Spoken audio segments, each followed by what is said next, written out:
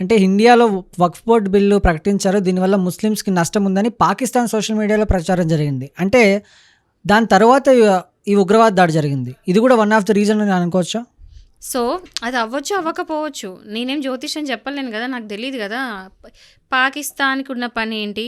ఇక్కడ ఉన్న పీస్ని నాశనం చెయ్యాలి, హిందూస్ని ముస్లిమ్స్ని విడదీయాలి, హిందూస్ ముస్లిమ్స్ కొట్లాడుకోవాలి. ఈ దేశమంతా ఈ గొడవలో కొట్టుకుంటుంటే నేను వెళ్ళి కాశ్మీర్ నేను తీసుకుంటా. వాళ్ళ దృష్టి అంతా కాశ్మీర్ మీదనే, కొట్లాటంతా కాశ్మీర్ వరకే. సో వాళ్ళకున్న మెయిన్ ధ్యేయమే అది. మన పాలిటిక్స్లో వాళ్ళెవరు ఇన్వాల్వ్ కావడానికి? ఎవడైనా పోయి పాకిస్తాన్లో ఏమైందని ఎవరికైనా తెలుసా? ఇక్కడ పాకిస్తాన్లో ఏమవుతున్నాయి ఇంటర్నల్ అఫైర్స్ ఎవరికి తెలుసు? ఎవరు తెలీదు. మరి మనకు జరిగేటివన్నీ అక్కడ ఏం తెలుస్తున్నాయి? వాళ్ళెందుకు మాట్లాడుతున్నారు? ఓకే, మాట్లాడుకుంటే మీకు నాకెందుకు? పాకిస్తాన్లో ఎవడో గొట్టంగాడు ఏదో మాట్లాడితే మనకెందుకండి? మనకు అవసరం లేదు అది.